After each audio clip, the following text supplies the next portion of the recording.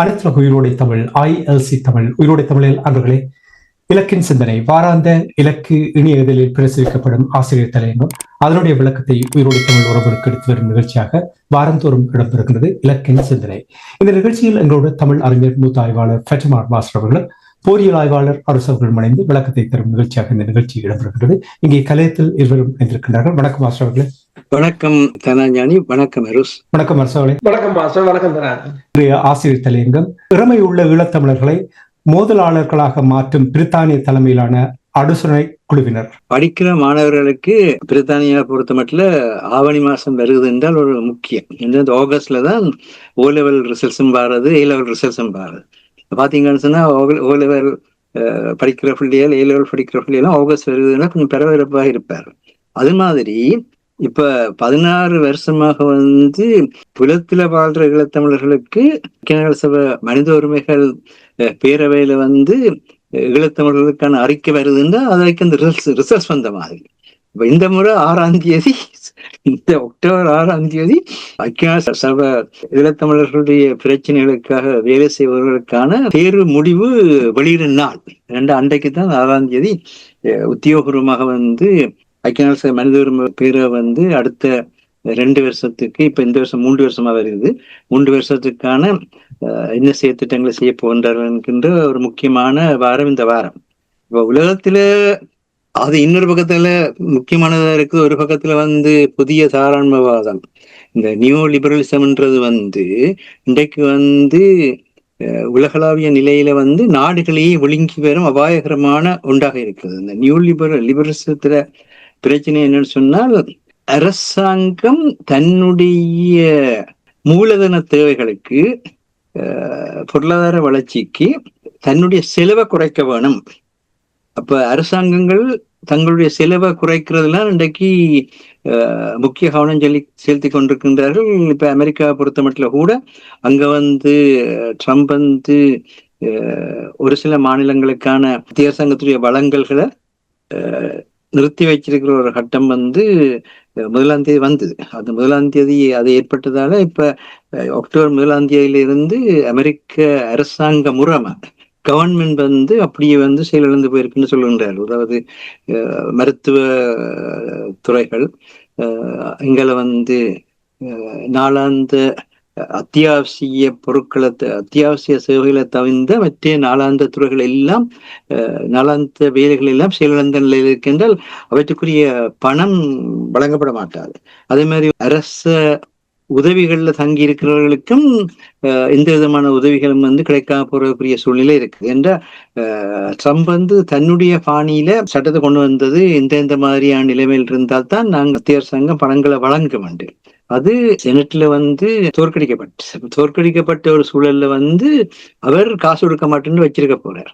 இவையலால காசு எப்படி பெருக்கிறேன்னு தெரியாம நிக்கிற நிலையா இருக்குது. அப்ப இப்ப மக்கள் வாழையில நிலையில நிக்கணும்.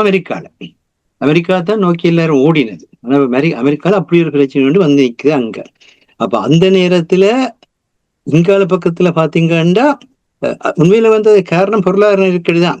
அமெரிக்கா இன்றைக்கு ட்ரம்புக்கு மேல எல்லாரும் குறை சொன்னாலும் ட்ரம்ப் இந்த வரிகளை விதிக்கிறதும், அந்த நாட்டோட போய் யுத்தத்துக்குள்ள இறங்குறது, இந்த நாட்டோட யுத்தத்தை நிறுத்துறன்னு போய் யுத்தத்துக்குள்ள இறங்குறது, யுத்தத்தை நிறுத்துறன்னு தான் யுத்தத்துல இறங்குறது, யுத்தத்துக்கு போறாண்டு போற இல்லை, யுத்தத்தை நிறுத்தினா யுத்தத்துக்குள்ள இறங்கி கடைசியா நடக்கிறது என்ன, ஒரு மாதிரி அங்க இருக்கிற ஆயுதங்களை தள்ளி விடுறதும், அந்த நாட்டிலிருந்து என்ன மாதிரியாக நிறைய எலிமெண்ட்ஸ்ன்னு சொல்லப்படுற தற்கால நவீன அணுயுகத்துக்கு தேவையான மூலிகங்களை அள்ளிக்கொண்டு வரலாம் என்றுதான் பிரச்சனையா இருக்குது. அதே நேரத்துல இப்ப சீன ஜனாதிபதியோட கூட 4 வாரத்துக்குள்ள பேசணும்னு நிக்கிறேன். சோயா பிரச்சனையா போயிடுச்சு. இந்த சோயா பிரச்சனையா போச்சுட்டா அமெரிக்காவில் பெரிய உணவு பிரச்சனை வேற. அப்ப இப்ப சோயாவுக்காக தான் இப்ப ட்ரம்ப் தீயோட பேச போறதுக்கான காரணம் வேற ஒன்றும் இல்லை, சோயாக்காக. அது சீனாவுக்கு வழியாக தெரியும். ஆனால் அவங்க சிரிச்சு கொண்டு தங்களை வேலையை செய்து கொண்டு போகிறத பார்க்கக்கூடியதா இருக்குது. அது ஒரு பக்கமா இருக்கு. அதே நேரத்துல இங்கால ஐரோப்பா பார்த்தீங்கன்னா ஒரு பக்கத்துல முந்தி உலக பெரிய பாதுகாப்பு எல்லாம் கட்டி எழுப்பிச்சுன்னா பிறகு இப்ப என்னடா ட்ரோன்களால சுவர் எழுப்பணும்ன்ற நிலையில நிக்கினான். ட்ரோன்களால சுவர் எழுப்புறா எல்லையில கொண்டே வச்சு ட்ரோன்களை பெருமளவுல கொண்டு வைக்க வேணும். அது மாத்திரம் இல்லை, ஒரு நாளைக்கு 500, ஒரு நாளைக்கு 1000 ட்ரோன் சொல்லி அனுப்புறதுக்காக தான் தயாரிக்க வேணும். சரி, இதெல்லாம் செய்யலாம். காசுக்கு எங்க போறீங்க? உற்பத்தி காலநிலை சீர்கேடு காரணமாக இன்றைக்கு உலகம் முழுக்க உற்பத்தி அப்படியே அடியோட நொறுங்கி கொண்டு போகுது. என்ன செய்யறோம்னு தெரியாம இருக்குது. அங்கால சாதாரண உற்பத்தியே பிரச்சனையா இருக்கிற நேரத்துல நீங்க என்ன மாதிரி ட்ரோனால சீரழிப்ப போறீங்க? அப்படி ட்ரோனால சீரழிப்புனா ஒன்றில் நீங்கள் அமெரிக்காட்ட பிச்சை எடுக்க வேணும், இல்லாட்டி சீனாட்ட பிச்சை எடுக்க வேணும். அப்ப நீங்கள் இப்ப சீனாட்டை மூட வேண்டி இருக்குது, அமெரிக்காட்டை மூட வேண்டி இருக்கு. இப்ப அந்த பன்முகத்தன்மை, பன்முகத்தன்மையில போலரைசேஷன், அதாவது துருவாக்கம் முனைவாக்கம் பன்முகத்தன்மையா போயிட்டு இருக்கு. இன்றைக்கு எந்த நாடு எதை செய்யும், எந்த நாடு எப்படி நடக்கும்னு சொல்லலாம் இருக்கு. அப்ப அப்படியான ஒரு சூழல்ல உலகம் மாறிக்கொண்டிருக்கிற அந்த நேரத்துல காசாவை பாத்தீங்கன்னா, காசால ஒரு நல்ல தெளிவான ஒரு முடிவு வந்திருக்கு. அதாவது நாங்கள் ஒரு இடத்தை திட்டம் போட்டு அந்த இடத்தை எடுத்து நாங்கள் எங்களுக்கான உண்டாக மாற்றுவோம் என்று முடிவெடுத்தோம் என்று சொன்னால், இந்த வல்லாண்மை நாடுகள் அதற்கேற்ற மாதிரி நாங்கள் மக்களை நகர்த்தி, அரசியலை நகர்த்தி அந்த இடத்துல போய் நாங்க இறங்கிடுவோம். இதான் இப்ப எங்களை பொறுத்த மட்டும் கூட எங்களுக்கு எது மேலாண்மையாக இருக்குதோ அது அங்க நின்றுதான் நாங்க எங்களுக்கு தெரியும் எல்லாருக்கும். அதே மாதிரிதான் இங்கேயும் இப்ப இன்றைக்கு நத்தஞ்சாக இந்த சிங்களத்துல ஒரு பழமொழி இருக்குது, புலிகிற வாழை பிடிச்சவன் கதைன்னு சொல்லி. அதாவது ஒருவர் போய் சிறுநீர் கழித்து கொண்டு நிக்கல, அவர் குனிந்து பார்த்தால் எந்த பக்கம் வேலிக்குள்ள வந்திருந்தா புலிகிற வாளுக்கு மேல நிக்கிறார். வாளுக்கு மேல நிக்கிறாருன்னு சொன்னால் அதை அவர் அமர்த்தி பிடிச்சு கொண்டு இருக்க விட்டால் வேலியை பிடிச்சு கொண்டு ஆளை கொன்றோம். சரியா? அது மாதிரிதான் இப்ப இந்த நெத்தன்யாகு எடுத்தீங்கன்றாலும் சரி, இல்ல செலன்ஸ்கி எடுத்தீங்கன்றாலும் சரி, இவையோட நிலைமையெல்லாம் எப்படி இருக்குன்னு சொன்னால், என்ன மாதிரியாக யாரை நாங்கள் எந்த நேரத்துல திருப்திப்படுத்துறோம்னு சொல்லி அவை தங்களுக்கு ஒரு காவடி ஆட்டம். அப்ப மக்கள் மறக்கப்பட்ட ஒரு தன்மையாக போகுது. அப்ப மக்கள் மறக்கப்பட்ட தன்மையா போயிக்கல, இங்க மேற்குலகத்திலேயே இந்த மாதிரியான பிரச்சனை இருக்கீங்களே. இப்ப இலங்கையில எங்களுக்கு ஒரு பிரச்சனைன்னு சொன்னால், இப்ப நீங்க நினைக்கிறீங்களா சர்வதேச மட்டத்துல இப்ப எங்களோட பிரச்சனை பெருசாக வரும்ட்டு? இதுதான் சிக்கலான விஷயம்.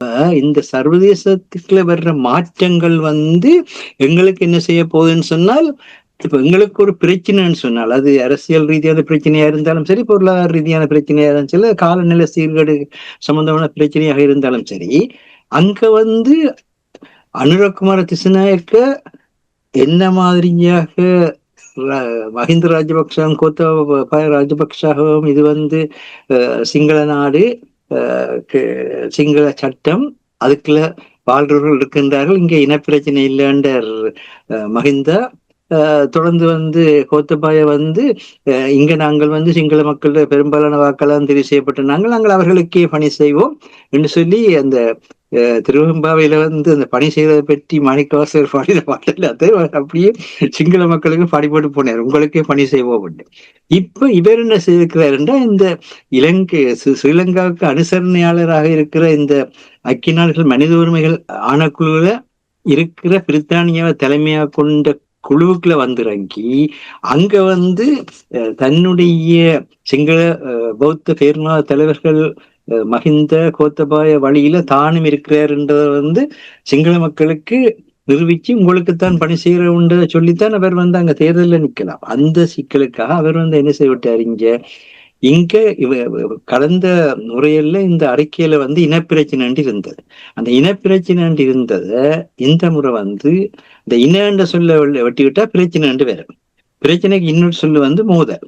அப்ப மோதலாளர்கள் இப்ப கான்ஃபரன்ட் வேற, கான்ஃபரன்டேஷன் வேற, நீங்கள் லிபரேஷன் ஸ்ட்ரகிள் வேற. இலங்கையில ஈழத்தோட நடத்தினது லிபரேஷன் ஸ்ட்ரகிள், அது கான்ஃபரன்டேஷன் அல்ல. இது அந்த தன்மையை மாத்தி இப்ப என்னண்டு வந்திருக்குது, மோதலாளர்கள். முதலாளர் அழகான சொல்லு. அப்ப இந்த மோதலாளர் என்று போட்டா, மோதலாளர்களுக்கு தமிழ்ல சாதாரணமான சொல்லி இருக்குது, சண்டியன் என்றால் சாதாரணமான சொல்லு. அப்ப ஈழத்தமிழரை சண்டியங்களாக இனப்பிரச்சனை என்ற சொல்லையும் விட்டு சண்டியங்களாக்கி இருக்கு.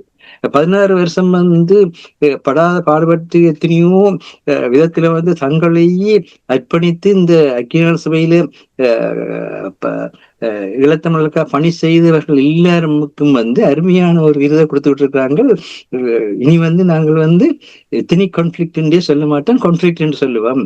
அப்ப மோதல் பிரச்சனைன்னு சொன்னா அது நாட்டு சட்டத்தால தீர்க்கப்பட வேண்டிய பிரச்சனை. அப்ப எல்லா பிரச்சனையும் அதோட அந்த மோதலாளர் என்ற சொல்லோட முடிஞ்சது கதை. அது மட்டும் இல்லை, அதுக்கு மேலால் இன்னொன்றும் இருக்குது. அதாவது உலகத்துல வந்து சிறுபான்மை இனத்தவருடைய பாதுகாப்புன்னு சொல்லி அனைத்துலக சட்டங்கள் இருக்குது.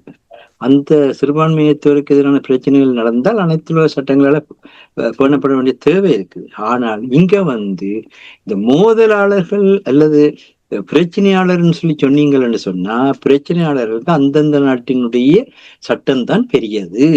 அப்ப இப்ப ஒரு மாதிரி இந்த சரியான வளைஞ்ச பாதையில வாகனம் செலுத்துறவர் எப்படி அந்த வளைஞ்ச பாதைக்கெல்லாம் ஒரு மாதிரி வெட்டி கிட்டி எடுத்து நேரான பாதையில கார ஓட்ட திரும்புவாரு, அது மாதிரி வந்து அனுரா வந்து படாத பாடுபட்டு இப்ப கடைசி எல்லாத்தையும் விட்டு கோத்தபாய மகிந்த ஆட்களை விட கூடுதலாக நான் வந்து வெற்றி வீரனவாளர் என்று இப்ப அவற்றை ஸ்போர்ட்ஸ் கார் வந்து வேகமா போகுதுன்னு சொன்னா, நான் இப்ப மோதலாளர்ன்றே மாத்தி போட்டேன். இனி வந்து ஒருத்தர் வந்து இலங்கைக்குள்ள வந்து நீங்கள் வந்து இலங்கையுடைய சட்டத்துக்கு அப்பால வந்து பிரச்சனையை நீதி வழங்க கேட்க இயலாது என்று அந்த பெரிய மகிழ்ச்சியோட அவர் இப்ப அமெரிக்கால இருந்து ஜப்பானுக்கு போய் ஜப்பான்ல வந்து அங்க என்னென்ன மாதிரி எல்லாம் ஜப்பானோட சேர்ந்து பொருளாதார திட்டமிடலாம் பொருளாதார திட்டமிட்டு கொண்டு அங்க பறந்து போயிருக்கிற அங்க. அப்ப இப்படியான ஒரு சூழல்ல வந்து பிரித்தானியாவை பொறுத்த மட்டில பிரித்தானியா வந்து 1945ஆம் ஆண்டு அக்டோபர் மாதம் 9ஆம் தேதி தான் சோல்பெரி அரசியலமைப்பை வெளியிட்டது.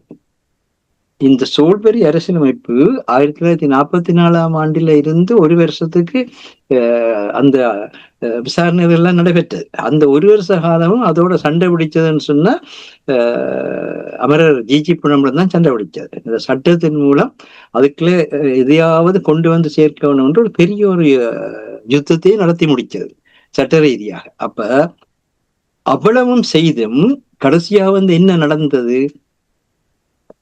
அட்லி கட்சியுடைய பிரதமர் அட்லி பிரபு. அப்ப அட்லி பிரபு வந்து என்ன செய்தாருன்னு சொன்னா, சோல்பெரி அரசியலமைப்பை சிங்கள மக்களுக்கு சார்பாகத்தான் வெளியிட்டார். இது லேபர் கட்சியில் ஆட்சியெல்லாம் நடந்தது. அதுலதான் நாங்கள் வந்து சிங்கள பெரும்பான்மை ஒற்றியாட்சி பாராளுமன்ற முறைமைக்குள்ள ஆட்சிக்குள்ள வந்து ஈழத்தமிழர் இணைக்கப்பட்டதாக அமைந்தது. அப்படி இணைக்கப்பட்டதால எங்களுடைய தாயக எல்லைகளை 1833 இணைச்சார்கள். பிறகு வந்து 1931 வந்து டொனமூர் அரசியலமைப்பு ஊடாக வந்து எங்கள பக்கத்து ஆட்சிக்கான சட்டசபை எங்களுக்கும் சிங்கள பக்கத்து ஆட்சிக்கான சட்டசபையை சிங்களருக்கும் கொடுக்காம சிங்களருக்கும் தமிழருக்கும் பொதுவான சட்டசபை பொறுப்பாட்சி என்றெல்லாம் கொண்டு வந்து என்ன செய்து விட்டார்கள்னு சொன்னால், நாங்கள் மக்கள் தொகையில குறைந்தவர்களாக தான் யாழ்ப்பாண ஆட்சியிலும் சரி வன்னி ஆட்சியிலும் இருந்தாங்க. அவர்கள் வந்து கண்டி ஆட்சி கோட்டை ஆட்சியில வந்து சனத்தொகையில பெரியவர்களா இருந்தவர்கள். அப்ப அவர்களை கொண்டு நினைச்சு விட்டோம்னா அவர்கள் பெரும்பான்மை ஆட்சி, நாங்கள் சிறுபான்மை ஆட்சி, பெரும்பான்மை சிறுபான்மை என்று வந்து பெரும்பான்மையினருக்கே நாடு என்ற நிலையை உருவாக்கினது பிரித்தானியா. அப்ப அன்றைக்கு செய்த மாதிரி தான் இன்றைக்கும் வந்து பிரித்தானியா இந்த நேரத்துல இலங்கையில என்ன நடந்தது என்றதை சொல்லி வடக்கு கிழக்க நாங்கள் வந்து தனியான அரசாக கைப்பற்றினாங்கள், கண்டி அரசு தனியாக, காலி அரசு தனியாக கைப்பற்றினாங்கள். ஆகவே உங்களுக்குள்ள வந்து அந்த மாதிரியான ஒரு வரலாற்று பரிணாமம் இருக்குது. அதுக்கேற்ற மாதிரி அவர்களுடைய நிலத்தை அவர்கள் பாதுகாத்து அவர்கள் தங்களுக்கான பாதுகாப்பான அமைதியான வளர்ச்சியில் எடுக்கட்டும், நீங்கள் உங்களுடைய நிலத்தை பாதுகாத்து உங்களுக்கான பாதுகாப்பான அமைதியான வளர்ச்சியில் எடுங்கள். இதுக்குள்ள உங்களுக்குள்ள வந்து இணைஞ்சு நின்று நீங்கள் இலங்கை தீவை பாதுகாக்கணும் சொல்ல வேண்டியவர்கள் இவர்கள். அது ஒன்றையும் சொல்லாமல் ஸ்ரீலங்கா இன்னத்தை சொல்லுதோ அதையே செய்தார்கள். அப்பையும் அன்றைக்கு வந்து இலங்கை அரசாங்கமாக இருந்த சிங்கள பெரும்பான்மை அரசாங்கம் என்னத்தை சொல்லிச்சோ அதையே செய்தார்கள். இன்னொன்று என்னன்னா, இந்த சிலோன் என்ற சொல்லி கடைசி மட்டும் வந்து வரலாற்றுல இல்லாத சொல். இலங்கை ஸ்ரீலங்கா என்று சொல்லித்தான் இருந்தது. சிலன் என்றது வந்து போர்த்துகீச மரபுகளால வருகுது. ஆனால் அப்படி வரைக்குல அதை கொண்டு வந்து முழு இலங்கைக்குமான ஒரு சொல்லாக மாத்தி ஒரு திங்ஸ் சொல்லி அந்த அமரர் ஜிஜி புனம்பலத்தோட 1939 44 மட்டும் 5 வருஷம் முரண்பட்டு கொண்ட அந்த கோல்கட் அன்று ஒன்று அந்த ஆளுநர் வந்து முழுக்க முழுக்க அவற்ற திட்டம் அப்படி இருந்தது. இந்த சிலனிஸ் என்ற ஒரு எண்ணத்தை கொண்டாந்து இல்லாம அந்த சிலனிஸ் என்ற எண்ணத்துல வந்து ஆங்கிலம் படித்த சொத்துடமா உள்ள அவர்கள் வந்து அந்த தன்மையோட இருக்கட்டும் அரசியல் அமைத்தார்கள். அவை இவ்விதமான வேலைகள்லாம் செய்து இந்த பிரச்சனையை ஏற்படுத்திய பிரித்தானியாவுக்கு இன்றைக்கு வந்து பலஸ்தீன மக்களுக்கு நீங்கள் இன்றைக்கு வந்து அங்கீகாரம் கொடுத்திருக்கிறீங்க, நல்ல விஷயம். ஆனா அதை கொடுத்தது மூலம் 1933 இங்க உருகுவேயில நடந்த நாடுகளை எவ்விதமாக அங்கீகரிக்கிற அந்த கன்வென்ஷன்ல அந்த மாநாட்டுல வந்து நாட்டில் மக்கள் தொகை அதோட சேர்த்து அரசாங்கம் இருக்க வேணும் என்று அங்கீகரிச்சார். ஆனா இப்பொழுது பிரித்தானியா வந்து பலஸ்தீனத்தை வந்து ஒரு தேசமாக அங்கீகரிக்கல வந்து அந்த பலஸ்தீன மக்களுடைய மனிதாய தேவைகளின் அடிப்படையில வந்து அங்கீகரிச்சிருக்கிறார்கள். அப்ப இப்ப நீங்கள் வந்து எங்களையும் வந்து அதே மாதிரியாக மனிதாய தேவைகளின் அடிப்படையில நாங்கள் அங்கேயும் இரு தேசத்தை ஒரு தேசமாக்கினோம். அதனோடினால அங்கேயும் வடக்கு கிழக்குல ஒரு தேசம் இருந்தது. உண்மையில வந்து காலியில ஒரு கோட்டையில ஒரு தேசம், கண்டியில ஒரு தேசம் இருந்தது. கண்டியில இருந்த தேசத்தையும் கோட்டையில இருந்த தேசத்தையும் எஸ்டபிள்யூஆர் பண்டாரநாயக்கா தான் ஒரு தேசமா மாத்தினார். அவர் வந்தோன்னு 1924 கொண்டு வந்த அரசியல் தீர்வுகளை வந்து கண்டி ரட்டசபாவை, கோட்டை ரட்டசபாவை, யாழ்ப்பாண ரட்டசபான்னு சொல்லி 3 அரசுகளுக்குரிய நிலவும் 3 அரசுகளுக்கும் இருக்கட்டும், நாங்கள் வந்து ஒற்றுமையாக மக்கள் நின்று பிரித்தானியாவுக்கு எதிராக போராடுவோம் தான் கொண்டு வந்தார். அப்ப வரைக்கும் அங்க 3 தேசம் இருந்தது, கண்டிய தேசம், கோட்டை தேசம், யாழ்ப்பாண தேசம். அப்ப இந்த வரலாற்று உண்மைகளை இந்த வருஷத்துல தயவு செய்து எல்லாரும் வெளிப்படுத்த வேணும். என்னன்னு சொன்னா அப்படி வெளிப்படுத்துறோம்னா இன்றைக்கு வந்து வரலாற்றை திரும்பி பார்க்கிற நிலையில உலகம் முழுக்க இருக்கு. எல்லா இடத்துலையும் இல்லாத வரலாறு திரும்பி பார்க்கப்படுது. அந்த மீள்வாசிப்புக்கு உதவிட்டு வேண்டுதான் இந்த முறை இலக்கிட ஆசிரியர் தலையங்கத்துல இந்த பிரித்தானிய காலத்துல வந்து பிரித்தானிய அரசு விதமாக வந்து ஈழத்தமிழர்களுடைய இறமையுடன் கூடிய தாயக தேசிய தன்னாட்சி உரிமைகள் இழக்க வச்சுன்ற விவரத்தை கொண்டு ஒரு மிகப்பெரிய ஒரு சுருக்கமான ஒரு அரசியல் வரலாற்று தான் இந்த பதிவு செய்திருக்கிறோம். ஏனென்றா இதை வாசிக்கிற இளம் பிள்ளைகள் வந்து இதை தெரிஞ்சு கொள்ளணும். மற்றாக்களும் இதை தெரிஞ்சு கொண்டு நாங்கள் இது எங்களை பிரச்சனை இறம பிரச்சனை, எங்களோட பிரச்சனை வந்து மொழி பிரச்சனை இல்லை, எங்களோட பிரச்சனை வந்து மத பிரச்சனை இல்லை, எங்களோட பிரச்சனை வந்து சாதி பிரச்சனை இல்லை, எங்களோட பிரச்சனை பிரேச பிரச்சனையும் இல்லை, எங்களோட பிரச்சனை வந்து இறம பிரச்சனை. எங்களோட பக்கத்துல இருக்கிற மண்ணை வந்து நாங்கள் அந்த நாட்டிலிருந்தே வாழ்ந்து கொண்டிருக்கோம், அந்த மண்ணில நாங்கள் வாழ விடு. இதனுடைய பிரிவினை இங்க கேல பயங்கரவாதத்துக்குள்ள போய் ஒரு அச்சுறுத்த வேண்டிய தேவையும் இல்லை. என்னன்னு சொன்னா நாங்க எங்களிடம் வாழ்றோம். அந்த மண்ணில வாழ்றதுக்கான அந்த எங்களுடைய வாழ்க்கையை உறுதி செய்ய கேட்க வேண்டிய நேரமாக இருக்கின்றதுதான் இதனோட ஆசிரியர் தலையங்கம் வந்து எடுத்து விளக்குது. அதே நேரத்தில் பிரித்தானியாவுக்கு நாங்கள் அதன் குறிப்பாக லேபர் கட்சிக்கு அதை சுட்டி காட்ட வேண்டிய தேவை இருக்கு. என்னென்றா அந்த நேரத்துல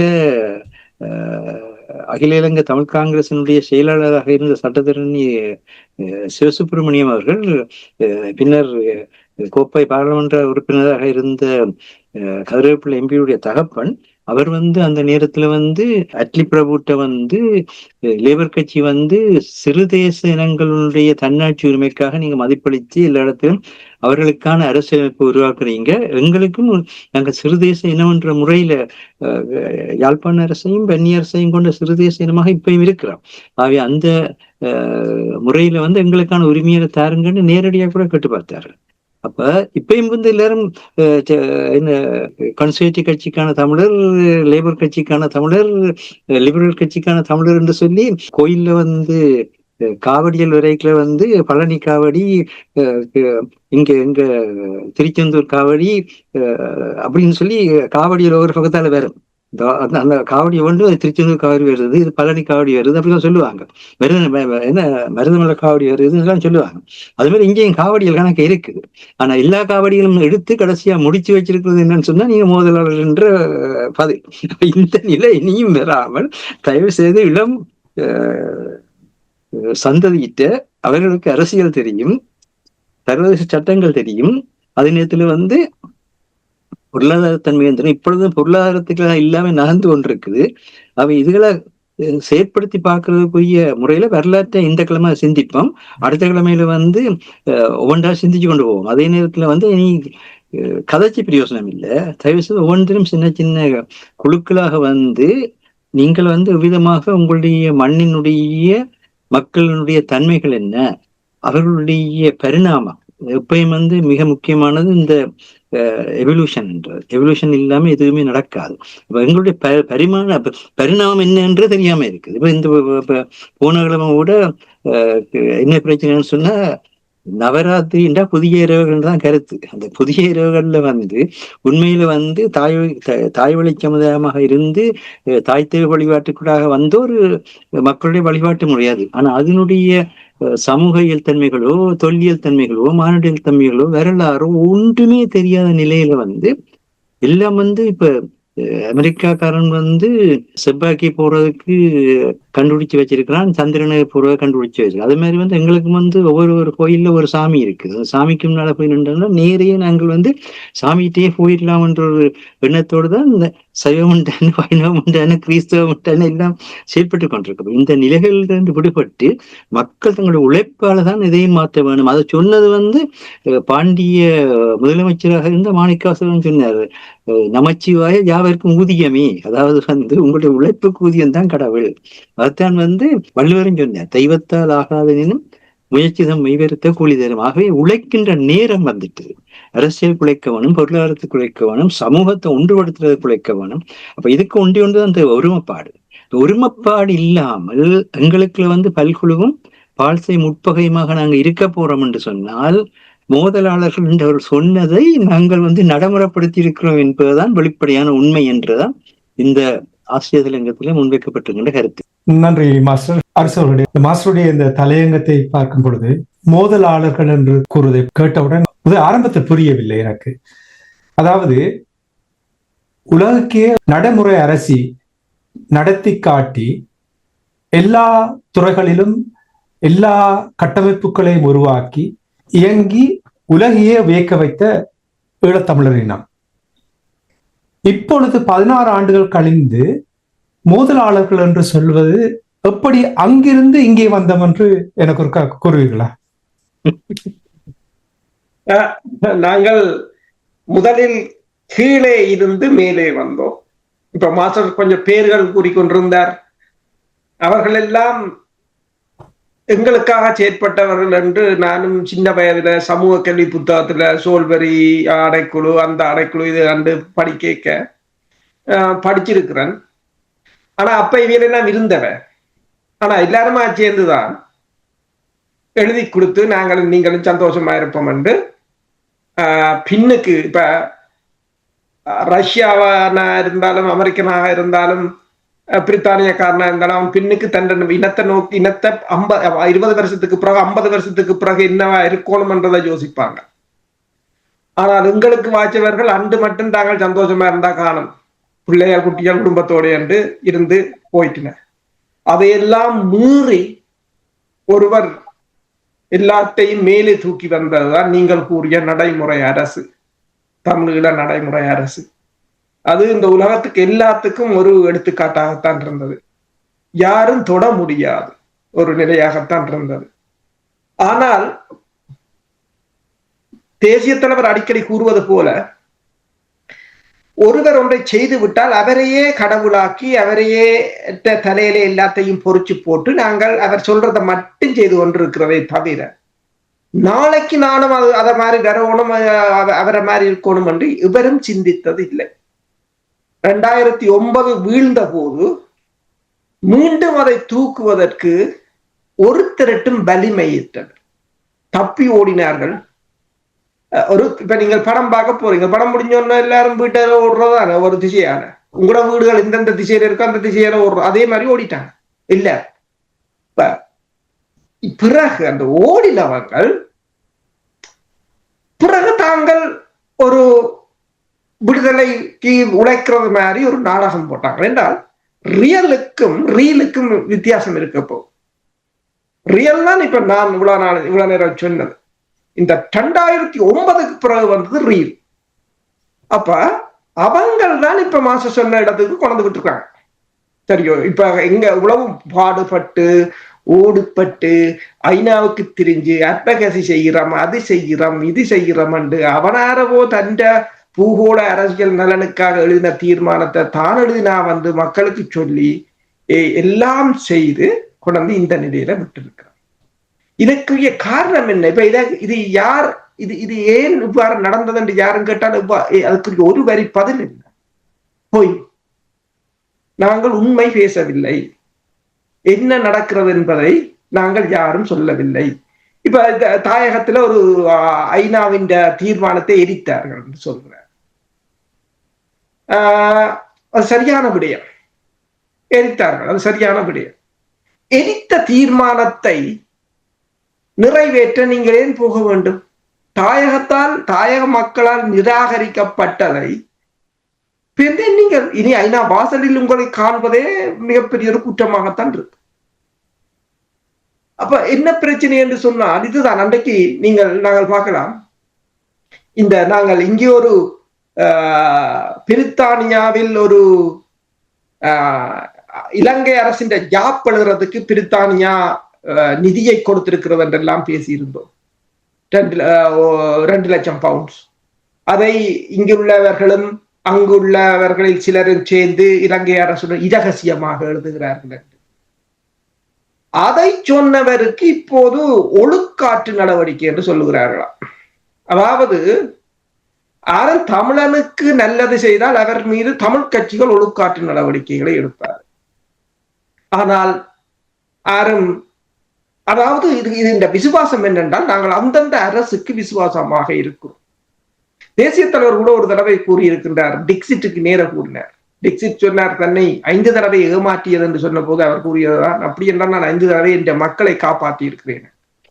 ஆனால் இங்கு அவ்வாறு இல்லை. அந்தந்த அரசுகளுடன் சேர்ந்து அந்தந்த அரசுகளுக்காக உழைத்து தமிழ் மக்களை காட்டிக் கொடுத்து அவ்வாறான ஒரு நிலையாகத்தான் இருக்கின்றது. இதிலிருந்து மீள்வதற்கு பல வழிகள் இருக்கின்றன. பல தடவைகள் நாங்கள் சொல்லி இருக்கின்றோம், எத்தனையோ தடவைகள் பேசி இருக்கின்றோம். பலரும் எங்களிடம் இப்போது அடிக்கடி எனக்கு தொலைபேசி கூட நான் இப்போது பலருடன் கதைப்பதற்கு என்னிடம் கதைத்தால் நீங்கள் ஏதாவது செய்யுங்கள் என்றுதான் நான் கூறுகிறேனே தவிர நாங்கள் இதிலிருந்து நாங்கள் ஒரு ஊடகவியலாளர், நாங்கள் எங்கள் கடமைகளை நாங்கள் சரிவர செய்கிறோம், நீங்கள் உங்கள் கடமைகளை செய்யுங்கள் என்றுதான் கூறுகிறோம். அதில் திருப்பி எங்களுடன் அவர்கள் பேசிக் கொண்டிருப்பதால் எந்தவித பலனும் இல்லை. உங்களை செயற்பட முடியாது என்றால், இயலாது என்று சொன்னால் நீங்கள் வேறு வேலையை பார்க்கலாம். உலகத்தில் வாழ்வதற்கு வழி இருக்கின்றது, வேலைகள் பல இருக்கின்றன. படத்து நித்திர ஒன்றா கூட உங்கள் ஆயுள் கூடும். ஒரு இடத்துக்கு கெடுதியை செய்யாமல், என்னென்று சொன்னால் இப்ப நான் கூறிய போது இப்ப முன்னோர்களை இப்ப பலர் இருந்தார்கள். எங்கள் ஈழத்தமிழர்கள் சார்பாக பலர் பெயர்கள் இருக்கின்றன. நாங்கள் சின்ன வயசுல புத்தகங்களும் படிச்சிருக்கிறோம். அவர்களை யாரும் போற்றத்தக்க நிலையில் இப்போது இருக்கிறார்களா? அவர்களில் யாராவது இல்லை. ஏனென்று சொன்னால் இப்போ அந்த வலியை சனம் உணரும் போது அவர்கள் செய்த பிழையாகவும் அதை பார்க்கிறார்கள். இதே போலதான் நாளைக்கு வரலாறு இவர்களையும் பதிவு செய்யும். ஆனால் பதிவு செய்கிறதுக்கும் ஒரு தகுதி வேணும். சிலவற்றை குப்பையாக அது ஒதுக்கி விட்டும் போய்விடும். வரலாறு கடுமையானது, மிகவும் மோசமா. இப்ப பாருங்கள், விளாடிமிர் புட்டின் அந்த பல்டை கிளப் மீட்டிங் உலகமே எதிர்பார்த்து கொண்டிருந்தது. அவர்களிடம் கேட்டார்கள் கேள்விகள், எத்தனையோ கேள்விகள்.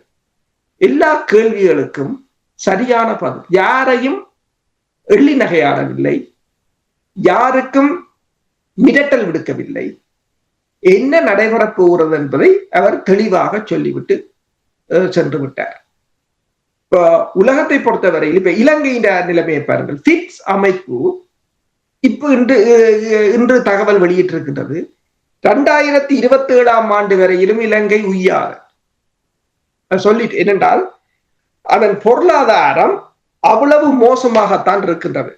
அதாவது 2024 ஆண்டு 5% வளர்ந்த பொருளாதாரம் 2025 ஆண்டு 4.4%, அடுத்து 2026 ஆண்டு 3.8%, 2027 ஆண்டு 3.6% தான் வளருமே தவிர வளராது.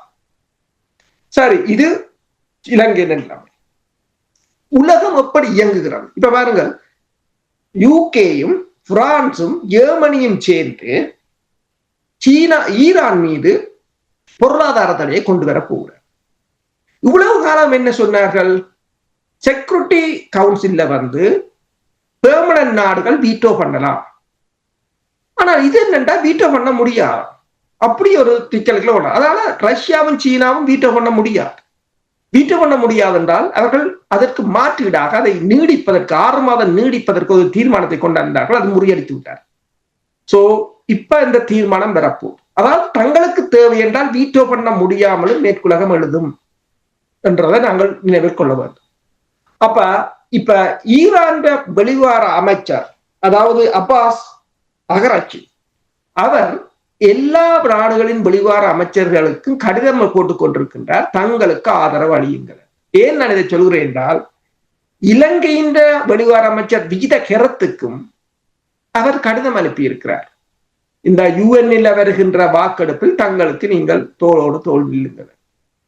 இது ஏன் நான் சொல்கிறேன், இதுதான் டிப்ளோமசி என்று சொல்றோம், இதுதான் ராஜதந்திரம் என்று சொல்றோம். அவர் ஒரு சிறிய இலங்கையை கூட, இலங்கை சீனாவுடன் நிற்கலாம், அமெரிக்காவுடன் நிற்கலாம், இந்தியாவுடன் நிற்கலாம், அவர் அதை பற்றி பார்க்கவில்லை. இலங்கையையும் கேட்கிறார். நாங்கள் எங்கட டிப்ளோமசி எங்க இருக்கிறோம்? நாங்கள் எத்தனை நாடுகளோட இந்த அமைப்புகளை கேட்டு பாருங்கள். முதல்ல அந்த அமைப்புகள் இருக்கிற இந்த நாட்டை விட்டு கனடாவில் இருக்கிறவரை யோசிங்கோ, யூகேல இருக்கிறாங்களோ யோசிங்கோ, அந்த நாட்டை விட்டு வெளியில எங்கேயாவது போயினார்கள் ஒன்று கேட்டு பாருங்க. இல்ல, குண்டு சட்டிக்கு இருந்தோம்னா குதிரை ஓடுறது. நாங்கள் இந்த மாசம் சொன்ன மாதிரி இந்த மோதல் என்று அவன் கொண்டு வந்ததை வச்சு நாங்கள் சந்தோஷப்படணும் என்றா இவங்களால சிலவங்க பயங்கரவாதிகள் கொண்டு வந்து முடிச்சிருப்பாங்க அட்வகசி செய்து. அடுத்தது அந்த நிலைமைக்கு தான் நாங்கள் வார மோதலிக்காது தலை தப்பினால் தம்புரான் புண்ணியம் இருக்க வேண்டிய. என்ன சொல்வது என்று எனக்கு தெரியவில்லை. உங்களிடம் வருகிறேன். அதாவது கண்டி, கோட்டை, யாழ்ப்பாணம் ராட்சியங்கள் இருந்தது என்று நீங்கள் கூறினீர்கள். 38-40 ஆண்டுகளுக்கு முன்னதாக இன விடுதலைக்கான போராட்டம் பெரிய ஒரு பரிணாமம் எடுத்தது. அதிலிருந்து வளர்ச்சி பாதையில் தான் தமிழர்களுடைய நிலைமைகளை பார்த்திருக்கின்றோம். இப்பொழுது மோதலாளர்களாக கொண்டு வந்திருக்கிறார்கள் என்றால் இதுக்கு யார் பொறுப்பு கூற வேண்டும்? அது நல்ல கேள்வி. முதல்ல நாங்கள் மண் மீட்பு போற நாங்கள் முன்னெடுத்தது. ஆகவே மண் பாதுகாக்கப்பட என்ற பிரதான விடயம். மண்ணை பாதுகாக்கிறக்குரிய என்ன விடயம் இந்த 16 ஆண்டுகள்ல இலங்கையில யாரால் செய்யப்பட்டிருக்கின்றான் கேள்வி. ஐக்கிய ராஜ்யத்தை ஸ்ரீலங்கா கொண்டு வருது. அதுக்கு எதிராக நாங்கள் போராட வேணும், போராடுறோம். ஐக்கிய ராஜ்யம் ஒரே ராஜ்யம். ஒரே ராஜ்யம் சிங்களம் பௌத்தம் அவ்வளவு முடியுது. அதான் ஐக்கிய ராஜ்யம். அதான் கொண்டுடுறாங்க. இப்ப அரசியல் ஐக்கிய ராஜ்யம் தான் பெறப்போகுது. எல்லாருக்கும் தெரியுது. அந்த மரியாதையா அந்த எல்லாருக்கும் விளங்கக்கூடிய முந்தி சொன்ன மாதிரி சிங்கள பௌத்த குடியரசுன்னு சொன்னா சிங்களம் பௌத்தம் நிப்பாங்கன்றதுக்காக ஐக்கிய ராஜ்யம். நாங்க எல்லாம் ஒருவர் எல்லாரும் சிங்களத்தை படிச்சு எதுமனா பௌத்தமா மாறினீங்கன்னு எல்லாருக்கும் அப்படி மாறிட்டீங்கன்னா அது ஒரு பிரச்சனை முடிஞ்சுன்னா இப்ப வர்ற இதா இருக்குது. அப்ப இந்த ஆபத்தான ஒரு நிலையில எங்களுடைய மண்ணை நாங்கள் பாதுகாக்கிறதுக்கு என்ன செய்யறோம்? இப்ப எங்களுடைய மண்ணை நாங்கள் பாதுகாக்கிறதா இருந்தால் எங்களுடைய மண் உலகத்துக்கு இன்றைக்கு எப்படி தேவைன்ற பற்றி நாங்கள் ஏதாவது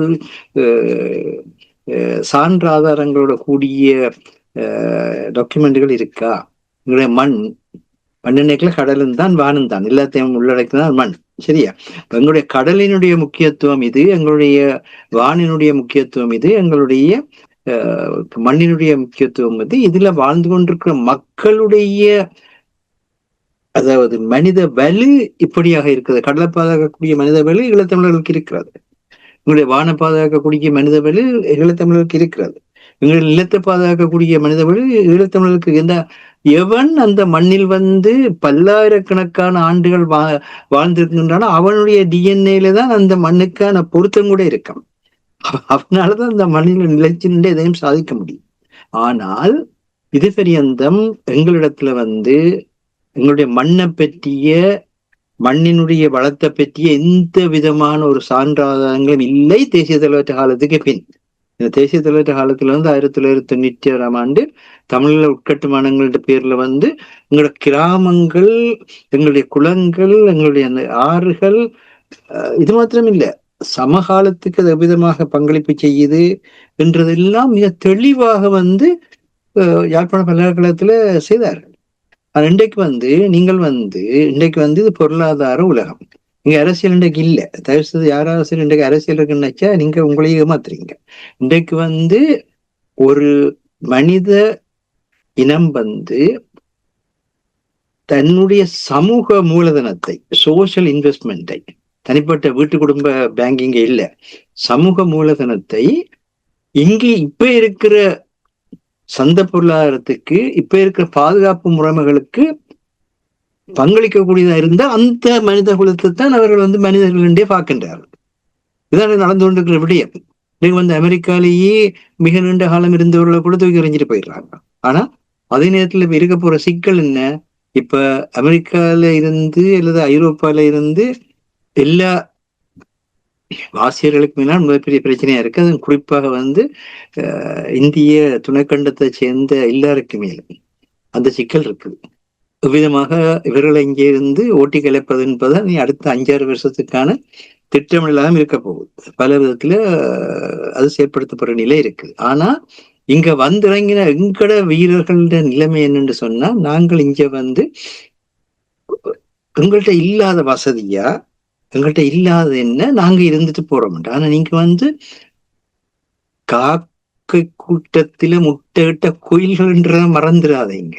காக்கைகள் எல்லாம் சேர்ந்து கொத்தைக்குள்ள வந்து எந்த பக்கத்துல ஒரு வண்டி வரும். அது உலக இயற்கை. அந்த நாள்ல இந்த நாள் மட்டும் எல்லா தத்துவங்களும் பேசுவாங்க. ஆனா தனக்கு பிறான் தானம் என்று சொல்லி வச்சுக்கிறாங்க. தன்னைத்தான நிலத்தா தானம் வராது. இங்க பொருளாதார நெருக்கடி வரைக்கும் இப்ப வந்து இங்க இருக்கிற எல்லா ஆசியாக்காரும் இப்ப இங்க நடந்து கொண்டிருக்கிற விஷயங்கள்ல கூட வன்முறைத்தன்மைகள் வந்து அதிகரிச்சு கொண்டு வருது எல்லா நிலையிலும். இன்றைக்கு வந்து செக்கோஸ்லோவேக்கியால கூட இன்றைக்கு தேர்தல் நடக்குது. இன்றைக்கு செக்கோஸ்லோவேக்கியா நடக்கிற தேர்தலில் வந்து ட்ரம்புக்கு ஆதரவானவர் வெல்கின்ற நிலை இருக்கின்ற பொழுது அதே நேரத்துல வந்து ரஷ்யாவுக்கு ஆதரவானவர் இருக்கின்றார்கள். இப்போ அவர்களுக்குள்ள வந்து பிரச்சனை வரப்போகுது. ட்ரம்புக்கு ஆதரவானவர் வெல்ற நிலை வருமாக இருந்தா. அதே நேரத்துல வந்து ஹங்கரியிட பிரதமர் வந்து ஐரோப்பிய ஒன்றியம் வந்து இந்த உக்ரைனுக்கு வந்து ரஷ்யாவோட உறைய வைக்கப்பட்ட நிதியை எடுத்து வழங்குறத கூட அவர்கள் தடை செய்யிட்டார். இப்ப இங்க இருக்கிற நாடுகள்ல கூட ஒருத்தர் ஒண்ணு செய்யலாம் நிலையில நிக்கணும். எல்லாம் வந்து இடியப்ப சிக்கல்னு சொல்லுவாங்கல்ல, அது மாதிரி வந்து எந்த பக்கத்துல முடிச்சு அவருக்கு ரெண்டு தெரியாம நிக்கணும். ட்ரம்புக்கு கூட இன்றைக்கு வந்து அவற்ற நாட்டுகளே பிரச்சனையா இருக்கு. அவற்ற நாட்டுகளே பிரச்சனை. இன்றைக்கு வந்து நிம்மதியாக இருக்கிற ஒரே ஒரு நாடுன்னு சொன்னா சீனா தான். அது யாருமே மறக்க முடியாது. அதனாலதான் அவங்க வந்து கவனமாக ஒவ்வொரு அடியாக எடுத்து வச்சு கொண்டு போறாங்க. ஆனா எங்களை பொறுத்த மட்டும் சீனாவுக்கு எங்களுடைய பிரச்சனையை பற்றிய விஷயத்துல வந்து முற்றுமுழுதான ஒரு அந்நியத்தன்மை இருக்குது. அந்த முற்றுமுழுதான அந்நியத்தன்மை இருக்கிறதால சீனா வந்து எப்பயுமே வந்து ஸ்ரீலங்காவுக்கு சார்பு நிலையிலாம் இருக்குது. அதுக்கு யார் பொறுப்பு? அதுக்கு எங்களுடைய அதான் அந்த வரலாற்றை தெரிஞ்சு கொள்ளுங்கன்னு சொல்றது காரணம் அதுதான். யாழ்ப்பாண வரலாற்றில நாங்க கண்ணுக்கு முன்னால் இருக்கிற வரலாற்றை கதைக்கிறோம். நாங்க 65ஆம் ஆண்டு நாங்கள் வந்து இளைஞர்களாக இருந்த காலத்துல வந்து சமூக விடுதலை போராட்டம் நடந்தது. சாதிய போராட்டம் வந்து சாதியத்தால் ஒடுக்கப்பட்டவர்கள் செய்தார்கள். அந்த சமூக விடுதலை போராட்டத்தை யார் முன்னெடுத்தது? சங்கானையில் என்றாலும் சரி, இளவாலையில் என்றாலும் சரி, எங்க என்றாலும் சரி, அந்த சாதிய போராட்டத்தை யார் முன்னெடுத்தது? சீனா தான் முன்னெடுத்தது எல்லாருக்கும் தெரியும். சண்முகதாசனுக்கு நடந்தது எல்லாருக்கும் தெரியும். இப்ப சீனா வந்து எங்களுக்கு வந்து ஒரு சமூக மாற்றம் பெற வேண்டும் என்ற எதிர்பார்ப்பு தான் இருந்தார்கள். இப்போ எங்கடாக்க சொல்றேன்னா சீனா வந்து இந்தியாவுக்கு எதிராக சீனாவும் இந்தியாவும் எந்த அளவுக்கு கட்டிப்பிடித்து கொண்டிருக்கிறார்கள் தெரியாது. சீனாட ஜனாதிபதி வந்து தமிழ்நாட்டுல இருக்கிற இந்த பல்லவ காலத்து கற்குகையில வந்து பாக்குறாங்க. அங்கிருந்து ஓடி வராங்க. ஏன் ஓடி வராங்க? பல்லவ காலத்துல சீனாவுக்கு இந்தியாவுக்கு மேல இருந்த தொடர்பு. பழனியில வந்து போகர்ன்ற பேர்ல வந்திருந்து இன்றைக்கு சீனாட பாதுகாப்பு கலையான இந்த கராட்டிய இங்க இருந்து அங்க கொண்டு போனதே போகர் வந்து சீனர். அது மாத்திரம் இல்ல, நாங்க சாப்பிடுற அரிசி வந்து சீனட்டு அரிசி தான். நாங்கள் வந்து சங்க காலத்துல சாப்பிட்டது விற அரிசியும் தென்னை அரிசியும் இருங்கரிசியும் தான் சாப்பிட்டுனாங்க. அப்ப ஆசிய மக்கள்ன்றத மறந்துடாதீங்க. எங்களுக்குள்ள வந்து ஆசிய மக்களுக்கு ரஷ்யா என்றாலும் சரி, சீனா என்றாலும் சரி, ஜப்பான் என்றாலும் சரி. ஆனா சிங்களவங்களுக்கு அந்த எண்ணம் இருக்குது. சிங்களவர்களுடைய வரலாற்று எடுத்து பார்த்தீங்கன்னா சிறிய சமூகமாக இருந்தாலும் அவர்களால சீனாவோட நிக்க முடியுது, ரஷ்யாவோட நிக்க முடியுது, என்ன வியட்நாமோட நிக்க முடியுது, என்ன வடகொரியாவோட நிக்க முடியுது, அமெரிக்காவோட நிக்க முடியுது. இதுதான் அவர்களுடைய கட்டித்தனம். இதுக்குத்தான் அரசு சொல்கிற விஷயம், அதாவது எல்லா மக்களோடும் மக்கள் என்ற முறையில் உரையாடல்கள் நடத்தப்பட வேண்டும். அவர்களுடைய பிரச்சனை என்ன, எங்களுடைய பிரச்சனை என்று தெரிய வேணும். அவர்களுடைய பிரச்சனைக்கு நாங்கள் நீதியும் நேர்மையான முறையில துணையா இருந்தால் தான் எங்களுடைய பிரச்சனைக்கு அவர்கள் நீதியும் நேர்மையான முறை துணை இருப்பார்கள். நாங்கள் எல்லாரையுமே விதறி போட்டு ஒருத்தருமே இல்லாமல் நாங்கள் தனியே இருந்து பிரச்சனையை எதிர்கொள்ளணும் எப்படி முடியும்? அது மாத்திரம் இல்லை, அப்படி நீங்க புகைக்கல எந்த ஒரு நாட்டை நாங்க சாடுறோமோ அந்த நாட்டினுடைய அடிமையாக மாற வேண்டிய தேவையும் பெறும் என்று அவர்கள் சொல்றதான் செய்ய வேணும். வேற ஒன்றும் செய்யலா போயிடும். இப்ப இந்தியா எங்களுக்கு பண்பாட்டு ரீதியாக மிக மிக மிக தொடர்புடைய நாடு, அதை யாருமே மறுப்பதற்கு இல்லை. அது மாத்திரம் இல்லை, இந்திய துணைக்கண்டத்தினுடைய மிக முக்கியமான நாடும் கூட. ஆனால் இந்திய துணைக்கண்டம்ன்றதை மறந்துடாதீங்க. இந்திய துணைக்கண்டத்தில் இருக்கிற மற்ற நாடுகளின் நிலை என்ன?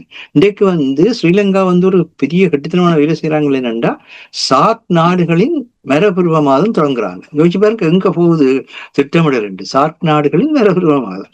இங்க நாங்கள் எங்களுக்குன்னு சொல்லி இங்க மரபுருவ மாதத்தை தந்தால் அதை எங்களுடைய பண்பாட்டுகளை கொண்டு என்ன செய்துட்டு போறோம்? பொங்கலை கொண்டாடிட்டு போறோம். பொங்கல் தமிழ்நாட்டினுடைய மிகப்பெரிய மக்களுடைய பண்டிகை. அது அப்படியே தமிழ்நாட்டினுடைய மரபுரிமை மாதமா மாறி போயிட்டு இருக்கு. எங்களுக்கு மரபுரிமை மாதம் ஒரு டான்ஸ் டைம், ஒரு பாட் டைம், ஒரு டான்ஸ் டீச்சர் டைம், ஒரு மியூசிக் டீச்சர் டைம் போட்டுட்டு அங்க நின்று நாங்கள் எங்களோட மரபு எல்லாத்தையும் மீட்டுட்டோம்னு சொல்லி ஒரு 2 மணித்தியாலும் 3 மணித்தியாலும் சொர்க்கத்துல மிதந்துட்டு எழும்பி போறோம். பொங்கலின் பார்லிமெண்ட். அதுல பிரச்சனை என்றால் இன்னும் பெரிய, பெண்களை பார்த்து தமிழ்நாடும் பழகிட்டு, அது பெரிய சிக்கலா இருக்கு. என்னண்டா, நீங்கள் இந்த நிறுவனங்களோட மண்டபங்களை நீங்கள் வாடகைக்கு எடுக்கிறீங்க. உங்களை கூப்பிட்டு இங்க வாங்க, இங்க இருங்கன்னு உங்கள்ட்ட ஒரு செய்ய விட இல்லை. நீங்க காசு கட்டி வாடகைக்கு எடுக்கிறீங்க. வாடகை எடுத்து போட்டு என்ன செய்யறீங்க? பாராளுமன்றத்துல செய்தோம். நீங்க பாராளுமன்றத்துல செய்றீங்க. பாராளுமன்ற கட்டிடத்தில் செய்தது இந்த கட்டிடம் சொல்ல தயவு யூஸ் பயன்படுத்துங்க. அதான் உண்மை. பாராளுமன்ற கட்டிடத்தில் நாங்கள் விழாவை நடத்தினோம்னா அது உண்மை. பிரித்தானிய பாராளுமன்றத்தில் நடைபெற்ற பொங்கல் விழா இது உலகம் முழுக்க அப்படித்தான் போடுறான். அன்னைக்கு ஸ்டாலின் வந்த பொழுது கூட ஸ்டாலின் இங்க இருக்கிற பல்கலைக்கழகங்கள், இங்க இருக்கிற பாராளுமன்றம் எல்லாம் கூப்பிட்டு வந்த மாதிரி போட, பாராளுமன்றத்துல கண்டிப்பாக அவர்களுக்கு மாநில முதலமைச்சர் முறையில அவர்களுக்கான மீட்டிங்கள் நடந்தது. அதை யாருமே இல்லைன்னு சொல்ல இல்லை. அது எப்பயுமே வர்த்தக ரீதியாக நடக்கும், ஒரு மாநிலத்தினுடைய முதலமைச்சர். ஆனா திமுகவுடைய தலைவர் என்ற முறையில இங்க யாருமே கூப்பிட மாட்டாங்க. அது எல்லாருக்கும் தெரிஞ்ச விஷயம். சரியா? ஆக என்ன சொல்றோம்ன்றா, முதல்ல நாங்கள் எங்களை நாங்களே ஏமாத்துற தன்மையில நிப்பாட்டோம். அதான் அரசு முதல்ல சொன்னது. எங்களை நாங்களே ஏமாற்றுற அந்த சதுரங்காட்டம் ஒரு படம் வந்ததாம். அந்த படத்துல முன்பகுதியில என்ன போட்டவங்கன்னு சொன்னா, உலகத்துல நீங்கள் உடனடியாக பணக்காரலாம் என்று அந்த படம் தொடங்கினது. எப்படி பணக்காரலாம் என்ற ஒரு கேள்வி எல்லாருக்கும், நான் உடனே என்னென்ன பணக்காரலாம் என்ன சொன்னோம் தெரியுமா? உங்களை போல யாரொருவர் பணக்காரனாகவன் என்று ஆசையோட மேலே இருக்கிறானோ அவனை போய் பிடிச்சிங்கள் என்றால் அவன் பணம் எல்லாத்தையும் நீங்கள் எடுக்கிறதுக்கு உதவியா இருக்கும். பாருங்க எப்படி சிறுவதைக்கெல்லாம் சொன்னவார். அதாவது நீங்கள் பணக்காரராக வந்து உழைக்காதீங்க, உங்களை போல இன்னொரு இருப்பார், இப்போ பணத்தோடு இருக்கிறவர் தான் இன்னும் பணத்தை பெருக்கணும்னு ஆசையாக இருப்பார், அவரை போய் பிடிச்சிங்கன்னா அவரை நீங்க இலகுவாக மாற்றி அவர்கிட்ட இருக்கிற காசுலத்தையும் எடுத்துக்கொண்டு வரலாம்னா அந்த கதையினுடைய விளக்கம். அது மாதிரித்தான் அரசியல்ல உங்களுக்கு மேல இருக்கிற ஆக்களை பிடிச்சி நீங்க அரசியல் ஒன்றும் செய்ய முடியாது. அங்க போனீங்கன்னா நீங்கள் அவங்களை ஏமாத்துறதுக்கு உங்களுக்கு கட்டினதுக்கு அவங்க உலகத்தை முழுக்க ஏமாத்துற கதையில இருக்கிறவனுக்கு நீங்கள் போய் 2 பேர் 3 பேரோ ஏமாத்த போறீங்கன்னா நடக்காது. அதனால தயவு செய்து மக்கள்கிட்ட போகணும். மக்களுக்கு தான் மக்கள்கிட்ட துன்பம் தெரியும். அதுக்கு ஊடகம் தேவை. திருப்பி திருப்பி சொல்றான். எல்லாருமா சேர்ந்து முதல்ல போராட்டத்துக்கு பிறகு முதல்ல பலவீனப்படுத்தப்பட்டது ஊடகம். போராட்டத்துக்கு பிறகு முதல்ல பலவீனப்படுத்தப்பட்டது நிதி சேகரிப்பு. அவங்களுக்கு தெரியும் நிதி சேகரிப்பு மக்களை கட்டி எழுப்பும், ஊடகம் மக்களை இணைக்கும். அடுத்தது என்ன? சிந்தனையை அடிக்க வேணும். அடுத்தது நடந்தது கல்வியை 2-3 உடைச்சாங்க. இப்ப நீங்களும் அரசும் சரி எல்லாரும் நாங்கள் 2009ஆம் ஆண்டு மட்டும் என்ன மாதிரி இந்த ஊடகங்கள், என்ன மாதிரி இந்த கல்வி முறைகள், எப்படி இந்த நிதி சேகரிப்பு எல்லாம் இருந்தெல்லாம் எல்லாருக்கும் தெரியும். இன்றைக்கு அந்த துறையே பலவீனமாக ஆக்கப்பட்டிருக்கு. அடுத்தது என்ன? சமூக ஊடகம். சமூக ஊடகங்களுக்கெல்லாம் நாங்கள் எழுப்பினாங்கன்னு எல்லாருக்கும் தெரியும். ஏன்னா ஒரு இடத்துல நடக்கிற ஒரு ஒரு ஒரு ஒரு நேரடியான பிரச்சனை உடனடியாக வெளியால் கொண்டு வரக்கூடாது என்றால் சமூக ஊடகத்துக்கு தான் கொண்டு வரலாம். ஆனால் சமூக ஊடகத்துல எத்தனையோ ஆயிரம் வேர்களை பிறப்பி இன்றைக்கு காளான் முளைச்ச மாதிரி இப்ப சமூக ஊடகங்கள் வளர்ந்திருக்கிற நிலை. அப்ப இப்படியாக நாங்கள் எங்களையும் ஏமாற்றாமல் ஒரு பொது கட்டமைப்புகள், நீங்கள் உங்களோட சுதந்திரத்தோட வேலை செய்யுங்க. நீங்கள் உங்களுக்கு அமெரிக்கால செல்வாக்கு இருந்தா அமெரிக்கா பிடிச்சி நீங்கள் நாட்டுக்கு நல்ல செய்யுங்க, சீனாவோட நல்ல செய்யுங்க, இந்தியாவோட நல்ல செய்யுங்க, ஒரு பிரச்சனையும் இல்லை. ஒருவரும் உங்களை பாட்டுல செயற்படுங்கள். ஆனால் நாங்கள் இன்னதுதான் செய்கிறோம் என்று சொல்லி ஒரு பொதுடத்துல கூடி எல்லாருமே இருந்து கதைச்சு என்னென்ன இடத்துல பலவீனம் இருக்குது என்று சொல்லி நாங்கள் அதை நிறைவு செய்து போய் தானே கேட்கிறோம். எத்தனை நெல்சன் மண்டேலா செய்தார்கள், எத்தனை ஜசீர் அரபாத்துல முன்னிய முறைமைகள் செய்தார்கள். ஆனா அதுக்கு பிறகு அது பிளவீனம் அடைஞ்சதுலாம் இன்றைக்கு இவ்வளவு நிலையில இருக்குது. பலஸ்தீனம் இன்றைக்கு பலஸ்தீனத்துல பலஸ்தீன மக்கள் அந்த பலஸ்தீனத்தை இன்னொருவர் தன்னுடைய தேவைக்கு பயன்படுத்துறதுக்கு கூலியாக வாழ வேண்டிய நிலை இருக்குது. இதே நிலைதான் எங்கட மண்ணிலும் இருக்குது. இன்றைக்கு வெளிநாட்டுல ஆட்கள் இல்லாத எங்கட மண்ணில வாழ்ந்து கொண்டிருக்கிற எங்களோட உடன்பிறப்புகள் எல்லாமே தன்னுடைய தேவைக்கு சிங்களர்களுக்கோ முஸ்லிம்களுக்கோ அல்லது இந்தியாவில இருந்து வரக்கூடிய அல்ல வெளிநாட்டில இருந்து வரக்கூடிய தொழில் முறைமைகளுக்கோ கூலி வேலை செய்ய வேண்டிய நிலையில்தான் மாறி இருக்கு நிலை. இவ்வளவு ஆபத்துக்கள் இருக்குன்னு யோசிச்சு கொள்ளுங்க. ஆகவேதான் அவங்களுக்கு மோதலாளர்கள் போட்டது ஒரு வகையில் நல்ல என்றால் அந்த விழிப்பத்தை இருக்குது. நாங்கள் இனப்பிரச்சனை என்ற நிலையிலிருந்து பிரச்சனை நிலைக்கு வந்திருக்கோம். பிரச்சனையாகவே நாங்கள் வாழ்வோமா இருந்தால் எதிரி எங்களை மேற்கொள்றது மிக இலக்கு. பிரச்சனைக்கு என்ன பதில்? தள்ளி விடுறான் பதில். உலகம் முழுக்க எங்களை தள்ளுற நிலைக்கு நாங்கள் கொண்டு வர போறோமா இல்லையா என்றா இன்றைக்கு இருக்கிற கேள்வி. சரி, அரசோட நான் மாஸ்டரிடம் கேள்வி கேட்டதுக்கு முன்னதாக உங்களிடம் கேட்டிருந்தேன், நடைமுறை அரசிலிருந்து இந்த நிலைக்கு மோதல் ஆளர்களாக கொண்டு வந்து விட்டிருக்காங்கன்னு அந்த கேள்வியை கேட்டிருந்தேன். மாஸ்டருடைய கட்டுரையில் அனுராவுடைய ஆட்சி தொடர்ச்சியாக பிரித்தானியா தலைமை வகிக்கும் அனுசரணை குழுவிடம் இனப்பிரச்சனை என்பதை மோதல் என்றதை மாற்றுங்கள் என்று கேட்டிருக்கிறார் என்று கூறியிருக்கிறார். நிகழ்ச்சியை நிறைவுக்கு கொண்டு வரும்பொழுது நேர்மறையாக நிறைவு செய்ய விரும்புகிறேன். அதாவது ஆளர்கள் என்று தமிழர்களை கூறும் பொழுது இப்பொழுது ஆட்சியில் இருக்கின்ற அரசாங்கம், ஜேவிபி அரசாங்கம், அவர்களும் பயங்கரவாத அமைப்பாக இருந்தார்கள். 70,000க்கும் மேற்பட்ட வீரர்களை பறி கொடுத்தார்கள். அவர்கள் இப்பொழுது ஆட்சியில் இருக்கிறார்கள். இது தமிழ் தரப்புக்கு ஒரு நம்பிக்கையை கொடுக்கிறது என்று நீங்கள் கருதுகிறீர்களா? அவர்கள் தங்கள் தலைவர் கொல்லப்பட்டாலும் அந்த மிகப்பெரிய பிரச்சனையின் போது வெளிநாடுகளுக்கு தலைவர் 2ஆம் நிலை 3ஆம் நிலை தலைவர்கள் சோமவன் சாமரசிங்கா உட்பட பலர் தப்பியோடி இருந்தார்கள். ஆனாலும் அவர்கள் திரும்பி நாட்டுக்கு போனார்கள். அங்கு மிஞ்சியவர்கள் அந்த மண்ணை விட்டு ஓடவில்லை, அங்குதான் நின்றார்கள், அங்குதான் அரசியல் செய்தார்கள். சூழ்நிலைக்கேற்றவாறு தங்கள் அரசியல்களை அங்கு மாற்றி அமைத்தார்கள். தமக்கான ஒரு இடத்தை பிடித்து இன்று ஆட்சியை கைப்பற்றினார். வெளியில் இருந்து கொண்டு நாங்கள் அங்கு அந்த அங்குள்ள மக்களின் நிலையை நாங்கள் பிரதிபலிக்க முடியாது. அந்த அங்குதான் நாங்கள் இருக்க வேண்டும். இதில்தான் நான் சிம்பிளாக கூறினேன், தாயகத்தில் தீயிட்டு கொளுத்தப்பட்டதை நாங்கள் அதை நிறைவேற்ற போகிறோம் என்று சொன்னால் நாங்கள் தாயக மக்களுக்கு எதிராக நிற்கிறோம் என்பதுதான் அதன் அர்த்தம். அல்லது அந்த 2 லைனும் வேறு வேறாக ஓடுகிறது என்பதுதான் அதன் அர்த்தம். அப்ப நீங்க கூறியது போல இப்ப ஹமாஸை பாருங்கள், எத்தனை தலைவர்கள் இழந்தார்கள். தலைவர்களும் கூட பயப்படுவதில்லை, அங்கு இருப்பவர்களும் பயப்படுவதில்லை. ட்ரம்ப் உலகத்திலேயே மிகவும் வலிமையான இராணுவம் 2, அமெரிக்காவின் இஸ்ரேல், இந்த 2ஐயும் தான் எதிர்த்து நிற்கிறார்கள் இன்று வரையும். இப்ப இன்னும் 3 நாள் காலக்கெடு என்று சொல்லுகிறார்கள். 3 நாளை அப்புறம் என்ன நடக்கும் என்பது பிரச்சனை. என்ன சொன்னால் துணிச்சல், நான் அதுதான் கூறுகிறேன், இவர்களுக்கு இன்னொரு அரசுடன் போய் கதைப்பதற்கே பயமாக இருக்கிறது என்கிறார். இன்னும் கூட நேரடியாக சொன்னார், அவர்களுக்கு கோபம் வந்துவிடும், இவர்களுக்கு கோபம் வந்துவிடும் என்று சொல்லி. இல்ல, அதெல்லாம் அமைப்பை நடத்துவார்கள். உங்களை யாராவது கடிதம் போட்டு கேட்டார்களா அமைப்பை நடத்துங்கோ, எங்களுக்கு இப்படி செய்தாருங்கோ?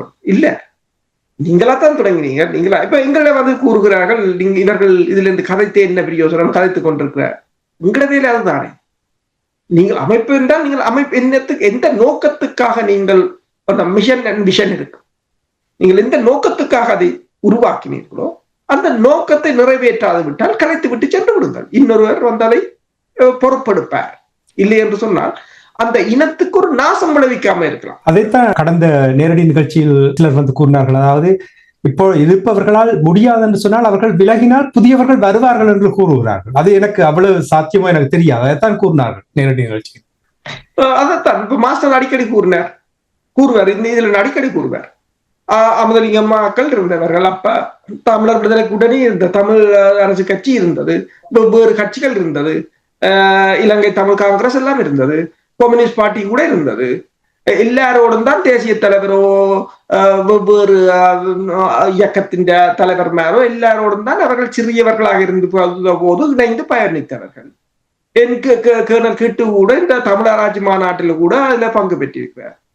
ஆனாலும் அவர்களுடன் இணைந்து, மாஸ்டர் அடிக்கடி சொல்லுவார், அவர்களுடன் இணைந்து இணையவில்லை அந்த அமைப்புகள், தாங்களாகத்தான் புதுசாக தொடங்கினார். ஏனென்று சொன்னால் செயல்திறன் அற்றது என்றால் அதை பேர்த்து கொண்டு இயக்குவதில் அர்த்தம் இல்லை என்றது அவர்களுக்கு விளங்கும். புதுசாகத்தான் தாங்கள் செய்ய வேண்டும் என்பதுதான் அவர்கள் அன்று அவர்கள் காட்டி தந்த பாதை. அதைத்தான் இப்போ இந்த 16 வருடத்துக்கு எல்லாம் வீழ்ச்சி அடைந்துவிட்டது என்று தெரிகிறது. அப்ப அடுத்தது என்ன செய்ய வேண்டும் என்பதை தமிழ் மக்கள் தான் சிந்திக்க வேண்டும். அதுதான் பெரிய ஒரு கேள்வியாக இருக்கிறது. கவனத்தில் எடுக்கணும் என்னன்னு சொன்னால், ஜேவிபி வந்து ஒரு சிங்கள புரட்சிகர அமைப்பு. சிங்கள இனத்தை வந்து உலகம் வந்து ஸ்ரீலங்காவின் இனமாக ஏற்றுக்கொண்ட ஒரு நிலை இருக்குது. எங்களுக்கு இருக்கிற பிரச்சனை என்னென்றா, நாங்கள் புரட்சிகர சிந்தனையோட இருந்தாலும் கூட எங்களுடைய இனத்தை வந்து இன்னும் வந்து உலகம் ஏற்றுக்கொள்ள நிலையில இருக்கிறோம். உலகம் ஏற்றுக்கொள்ள நிலையில் இருக்கிறவன் ஸ்ரீலங்கா பயங்கரவாதின்னு சொன்னோன்னா பயங்கரவாதி என்றான், ஸ்ரீலங்கா மோதலாளர் என்றால் மோதலாளர் என்றான். அவன் சொல்றான். அப்ப இந்த இடத்துல என்ன செய்யணும்னு சொன்னா, முக்கியமான விஷயம் என்னென்றால், இந்த ஒருவர் வந்து அனுபவம் மிக முக்கியம். அனுபவத்துக்கெல்லாம் எல்லாரும் பாரம். ஒரு தலைமைன்றது அதை விட முக்கியம். அதையும் யாரும் இல்லைன்னு சொல்லி. ஆனா ஒரு தலைமை, ஒரு அனுபவம் வந்து நிலையாக இருக்கிறது என்றால் ஒவ்வொருவரும் தன்னைத்தானே வந்து அப்டேட் பண்ண வேணும். தன்னைத்தானே இந்த காலத்துக்குரியதாக மாற்ற வேணும். காலத்துக்குரியதான என்ன மாற்றாவிட்டா இந்த காலத்துல வாழ முடியாது. உதாரணமா வையுங்க, இப்போ வந்து கோவிட் தொற்று நடந்து கொண்டிருக்கு. கோவிட் தொற்றுக்கு என்ன, நான் வந்து தடுப்பூசி எடுக்க மாட்டேன் என்று சொல்லி ஒருவர் வந்து மறுத்துட்டார் என்று சொன்னா அவரால் வந்து பெருந்தொகையான மக்களுக்கு நடுவில் ஒன்றும் செய்ய முடியாது. கண்டிப்பாக வந்து அவருக்கு பிரச்சனை வேற.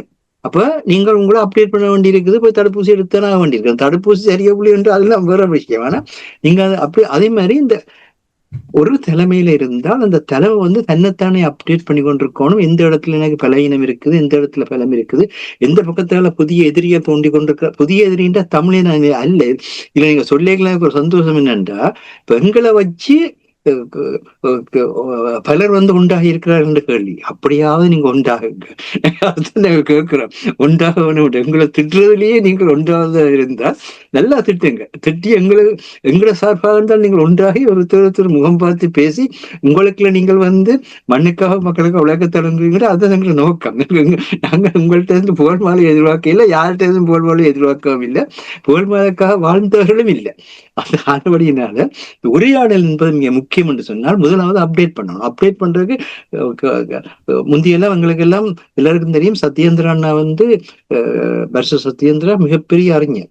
அவரிடத்துல இருந்தால் நாங்கள் எங்களுக்கான ஒவ்வொரு மாசத்துக்கு ஒரு முறை என்றாலும் கூடி அவரிடத்துல இருந்து எங்களுக்கான அரசியல், பொருளாதார, உலக அறிவுகளை எல்லாம் பெற்றோம். பேரு சிவத்தம்பி வந்து அறிவு கடல் அவரிடத்துல தான் பெற்றோம். அப்ப நீங்கள் வந்து எங்க சமூகத்துல இருக்கிற முக்கியமானவர்களுக்கு கூப்பிட்டு எல்லாருமா இருந்து பேசி, மற்றது வந்து எங்களை நாங்களே திட்டிக் கொள்றதும் எங்களை நாங்களே பாய்ச்சி கொள்றதும், ஒரு தமிழன் இழக்கப்படுகைகளும் தமிழ் சமுதாயம் பாதிக்கப்படும். அந்த எண்ணம் இல்லாமல் இழப்பத்தை நாங்கள் அதிகரிச்சு கொண்டு போறோமே தவிர உள்ளெடுக்கிறதுல வந்து அக்கறை இல்லாம இருக்கிறோம். உள்ளெடுக்க ஏன் தேசிய தலைவர் வந்து யார் சுரேஷ் பிரேமச்சந்திரனையோ அல்லது சில்லுமடைக்கல்நாதனையோ அல்லது அந்த நேரத்துல வேற இயக்கங்கள் இருந்தவைகளையோ எல்லாரையும் வந்து ஏன் உள்ளெடுத்தார்கள்? ஏன் உள்ளெடுத்தார்கள்? தேசிய விடுதலை போராட்டம் வந்து எல்லோருக்கும் இல்லை, ஒரு அமைப்புக்குரியது அல்ல. தேசிய விடுதலை போராட்டம் வந்து மக்கள் எல்லோரும், அவர்கள் எல்லாரும் நீங்க உள்வாங்கினீங்கள் என்றால் தான் அவர்களுடைய கருத்துக்கள் என்ன, அவர்களுடைய எதிர்காலம் என்னன்றதை பற்றி சிந்திக்கலாம். ஆகவேதான் நாங்க திருப்பி திருப்பி சொல்றேன், அந்த திறந்த மனப்பான்மை அதுக்கு உங்களுக்கு வழி செய்யக்கூடிய ஊடகம். அதுக்குதான் நீங்க அன்றைக்கே சொன்னீங்கள், அதாவது நீங்கள் செயல் திட்டங்களோட வந்து இந்த செயல் திட்டத்தை செய்யறோம் என்று சொல்லி தெளிவாக சொல்லி மக்கள் கேட்கிற கேள்விகளுக்கு உங்களால பதிலளிக்க முடியுமா இருந்தால் நீங்கள் இடம் தர்றேன்னு சொன்னீங்க. வேறுடன் நீங்க போக வேண்டிய அவசியம் இல்லை, வாங்க வந்து சொல்லுங்க. ஆனா ஒன்று என்னென்றால், இது பரப்புரையா கொண்டு செல்ல முடியாது. இந்த கட்டத்துல பரப்புரையா கொண்டு சொல்றது அது தேசிய விடுதலை போராட்டம் நடந்து கொண்டிருக்க பரப்புரையா தான் கொண்டு செல்லும். அந்த ஒரு தலைமையை நோக்கின ஒரு பாய்ச்சலோடு போய் கொண்டிருக்கு. இப்ப இருக்கிற தலைமை வந்து தன்னை வந்து தெளிவுபடுத்தி மக்களை தனக்குள்ள உள்ளெடுக்க வேண்டிய நேரம் எந்த தலைமையா இருந்தாலும் சரி. ஆகவே தயவு செய்து இந்த திறந்த மனசோட வந்து பேசுங்க, உண்மையை பேசுங்க. நீங்கள் உங்களோட திட்டங்கள் இருக்க குறைபாடுகளையும் மற்றவர்கள் சொல்லிக்கலாம், தெரிஞ்சு கொள்ளலாம். நாங்கள் எங்களை பற்றியே மற்றவர்கள் கூறையெல்லாம் தெரிஞ்சு கொள்ளுது என்னிடத்துல நாங்கள் தவறு செய்யறோம். தயவு செய்து மாவீரர் மாதம் பெறப்போகுது, அதுக்கு இன்னும் 1 மாசம் இருக்குது. இந்த 1 மாசம் இருக்கிற காலத்துல வந்து இந்த 1 மாசத்தையும் வந்து தயவு செய்து இந்த மாவீரர்கள் இவ்விதம் வந்து மண்ணை பாதுகாக்கணும்னு நினைத்தார்கள். அப்படி மண்ணை பற்றி சிந்திங்க, அரசியல் உரிமையில மறந்து போயிருங்க, மண்ணினுடைய வளத்தை பற்றி மக்களை பற்றி சிந்திங்க. மக்களை மண்ணையும் தான் மாவீரர்கள் பாதுகாத்தார்கள் தவிர அவர் உரிமைகளை பாதுகாக்கவில்லை. அவர் பாதுகாத்தது மண்ணையும் மக்களையும் பாதுகாக்கல. அவர்களுக்கு எது தேவையோ அதுதான் உரிமை. எனக்கு தேவையானது மக்களுக்கு உரிமை அல்ல. நீங்க மக்களை பாதுகாத்துக்கின்ற இன்றைக்கு வந்து இந்த பிரச்சனையே வந்திருக்காது. இன்றைக்கு வந்து அருஸ்டல்மா போல அங்க வந்து இருக்கிறார்கள் என்றால் அந்த மக்கள் வந்து இந்த முறைமைகளை ஏற்றுக்கொள்ள வந்து வெளிப்படையா காட்டுகிறார்கள். அப்ப அந்த மக்களிடத்துல வந்து அவர்களுக்கு ஏற்ற முறையில் நாங்கள் செயல்பட இவர்கள்ட்ட சொல்லுங்க, இவர்கள் மாறுவார்கள். அப்படின்னு இல்லாமல் அது கொஞ்சம் பேர் என்று செய்யறார், அது 5 பேரா நிக்கிறார், இது 10 பேரா நிக்கிறார். இப்படி சொல்லிக்கல வந்து மக்களுடைய முயற்சிகள் ரொம்ப கிட்டத்தட்ட 3300 நாடு கிட்ட 340 நாள் இன்னும் வந்துட்டு விளைந்து காணாமல் ஆக்கப்பட்டவர்கள் வந்து தொடர்ந்து போராடி கொண்டிருக்கிறது. உலகம் முழுக்க தமிழர் இருக்கிறார், அவர்களுக்கான ஒரு தீர்வை ஏற்படுத்தப்பட இல்லைதான் இருக்கிறார். இதுதான் எங்களுடைய நிலைமை. ஆகவேதான் தயவு செய்து உண்மையை பேசுங்கள், நேர்மையை பேசுங்கள். உண்மையை நேர்மையும் சொல்லுங்க. எங்களுக்கு தெரியும் சில விஷயங்கள் நீங்கள் ஊடகத்துல சொல்ல முடியாதுன்றது எங்களுக்கு தெரியும். அதுகளை கேட்டு நாங்கள் உங்களை குழப்ப போறதும் இல்லை, நீங்கள் அதை வந்து சொல்ல வேண்டிய தேவையும் இல்லை. ஆனா நீங்கள் செயல்படுற விதத்துல வந்து அப்படியாக செயல்பட இயலாமல் இருக்கிறவர்கள் மண்ணில மக்களை வாழ வைக்கக்கூடிய முறைகளை வேறு ஆட்களுக்கும் நிறைய செய்யலாம். அப்படி செய்து கொண்டு வந்து பேசுங்கள் என்பதை உங்களிடத்துல கேட்கிறோம். அந்த சிறந்த சிந்தனையோடு இன்றைய இலக்கின் சிந்தனை நிகழ்ச்சியை நிறைவுக்கு கொண்டு வந்து மீண்டும் அடுத்த நிகழ்ச்சியில் இணைந்திருப்போம். இன்றைய நிகழ்ச்சியில் பங்கெடுத்த தமிழறிஞர் மூத்த ஆய்வாளர் ஃபட்மார் மாஸ்டர் அவர்களுக்கும் பொறியியல் ஆய்வாளர் அரசர்களுக்கும் நன்றி கூறி தராஞானி இந்த நிகழ்ச்சியை கொண்டு வருகின்றேன். நன்றி, வணக்கம் அரசர்களே. நன்றி, வணக்கம் மாஸ்டர் அவர்களே. நன்றி, வணக்கம்.